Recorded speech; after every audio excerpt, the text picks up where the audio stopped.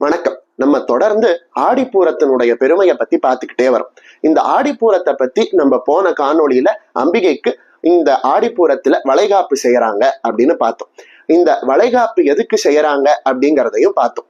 இப்போ இந்த வளைகாப்பை இந்த அம்பிகைக்கு செய்து அந்த வளையல்களை நம்ம பிரசாதமாக அணியும் போது திருமணமாகாத பெண்களுக்கு திருமணமும், குழந்தை பாக்கியம் இல்லாத பெண்களுக்கு குழந்தை பாக்கியமும் கிடைக்கிறத இன்னைக்கும் நம்மளால கண்கூடா பார்க்க முடியாது.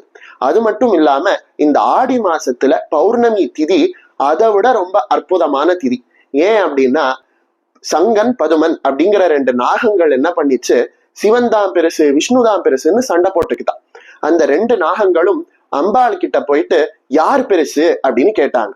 உடனே அம்பாள் சொன்னாங்க, அந்த பரம்பொருள் ஒன்னே ஒண்ணுதான், அந்த பரம்பொருளுடைய ஒரு வடிவம் தான் சிவன், இன்னொரு வடிவம் தான் பெருமாள் அப்படின்னு சொன்னாங்களாம்.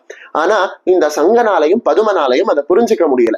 அவங்களுக்கு எப்படி புரிய வைக்கிறதுன்னு அம்பிகைக்கும் தெரியல. அதனால ஈஸ்வரன்ட்ட போய் கேட்டாங்களாம். ஈஸ்வரன் சொன்னாரா, நீ பூமியில போய் தபஸ் பண்ணாதான், தவம் பண்ணாதான் உன்னால இந்த நாகங்களுக்கு இதை புரிய வைக்க முடியும் அப்படின்னு சொன்னாங்களாம். அதனால தேவர்களை எல்லாம் பசுமாடாக மாத்தி தன்னோட கூட்டிக்கிட்டு இந்த பூமிக்கு வராங்களாம்.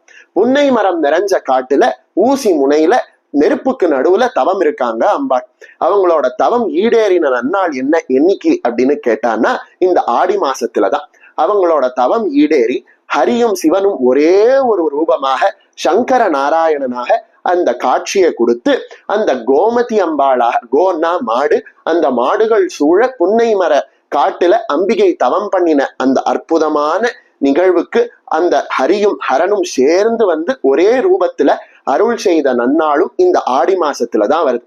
அதனாலதான் கோமதி அம்மன் கோவில்ல, சங்கர நாராயணன் கோயில்ல இன்னைக்கும் ஆடி தபசு அப்படிங்கிறது ரொம்ப அற்புதமான ஒரு விழாவா நடக்குது.